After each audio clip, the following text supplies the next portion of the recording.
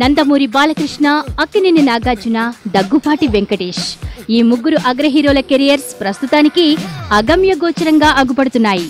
బాలకృష్ణకు ఓ 3 ఏళ్ల క్రితం సింహాతో చాలా కాలం తర్వాత ఓ సూపర్ హిట్ వచ్చినప్పటికీ ఆ తర్వాత ఆయన నటించిన సినిమాలేవి కనీస స్థాయి విజయాలు కూడా నమోదు చేసుకోలేకపోయాయి.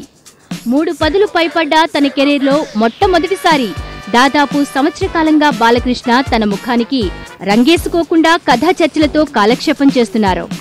ఇక నాగార్జున పరిస్థితి కూడా అంతే. మాస్ తర్వాత ఆయన నటించిన సినిమాలేవి ఆ రేంజ్లో విజయం సాధించలేదు. రీసెంట్ గా వచ్చిన గ్రీకు వీరుడు సైతం ప్రేక్షకుల మన్ననలు అందుకోలేకపోతోంది. ఇక వెంకటేష్ పరిస్థితి కూడా ఈ ఇద్దరి హీరోల పరిస్థితికి ఏమాత్రం భిన్నం కాదు. ఆయన నటించిన సీతమ్మ వాకిట్లో సిరిమల్లె చెట్టు ఘన విజయం సాధించినప్పటికీ అందులో మహేష్ బాబు ఉండడం, ఆ సినిమా తర్వాత వెంకటేష్ నటించిన షాడో అటర్ ఫ్లాప్ కావడం వంటి కారణాల రీత్యా వెంకీ కెరియర్ తాలూకు బ్యాంకు బ్యాలెన్స్ 0 చూపిస్తోంది. సీతమ్మ వాకిట్లో సిరిమల్లె చెట్టుకు ముందు వెంకీ నటించగా విజయం సాధించిన చిత్రం తులసి.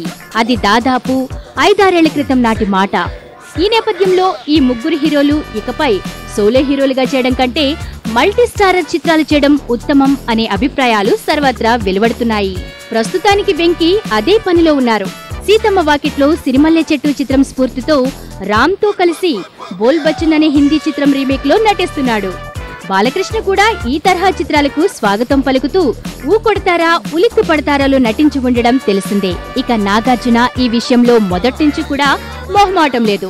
ఆయన ఎప్పుడు అందుకు రెడీని. కాకపోతే ఈ ముగ్గురు హీరోలు మానసికంగా సిద్ధపడ్డానికి కాస్త టైం పడుతుందంతే. రాజశ్రీ తెలుగు నుండి ఈ రిపోర్ట్ అందిస్తున్నది కెమెరా పర్సన్ రాధాకృష్ణతో ధీరజ్. మరిన్ని అప్డేట్స్ కోసం సబ్స్క్రైబ్ చేసుకోండి మీ రాజశ్రీ తెలుగు.